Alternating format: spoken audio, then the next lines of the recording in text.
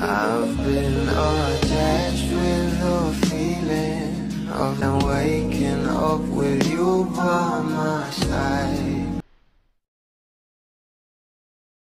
We have Donnie Pangilinan and Belle Mariano. Bago nga rumampa itong ating Donnie at Belle sa white carpet ay tinawag nga muna ito nila DJ Jayo at Alora Sasam para interviewin. Merry Christmas. Ayan, kumpleto na kayo. Huwag mo itong pagkakatiwalaan sa telemen. Kaya nga, At pagkakita pa nga lang sa ating couple nila DJ Jayo at Alora ay talaga namang nakangiti nga agad ang dalawa dahil alam naman natin na natchin niya pa ako ng damit, no? Oo, ay, speaking of matching, eto, napaka-cute. Chika, talagang kinikilig nga ang mga host kapag nga itong ating Donnie at Belle na ang kasama nga sa guest nila. Kaya naman na mabula man sa amin, yung doll na dala.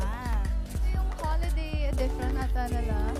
Yeah. at iyan nga guys kung saan tinanong nga itong ating Belle Mariano kung ano nga ba ang doll na dinala niya para ibigay nga sa Bantay Bata 163. And then mag-matching kami. So, I came as Barbie. Correct, as Barbie siya.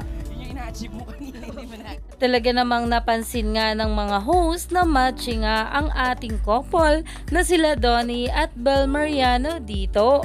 Kaya naman napatanong nga sila. Ma-achieve. Yung red lang na-achieve ko. Donnie, how about you naman? Ang ganda ng pair nito. Sinunod namang tanungin itong ating Donnie Pangilinan na kung saan ay talaga namang ikinatuwa at kinilig nga sila sa naging kasagutan ni Donnie dito. Compliment si Barbie, so asken ako ngayon. Tinatry ko.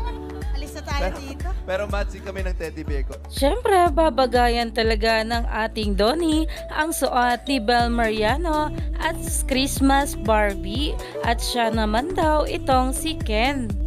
Ayan, oh. Yes! O yung makakakuha niyan, tandaan po natin ha. Yan yung top. At talaga namang napaka-cute nga rin ng bear na dala ni Donnie Pangilinan at talaga namang tatandaan nga rin nila kung saan nga ito mapupunta. Kaya naman stay tuned lang tayo for more update.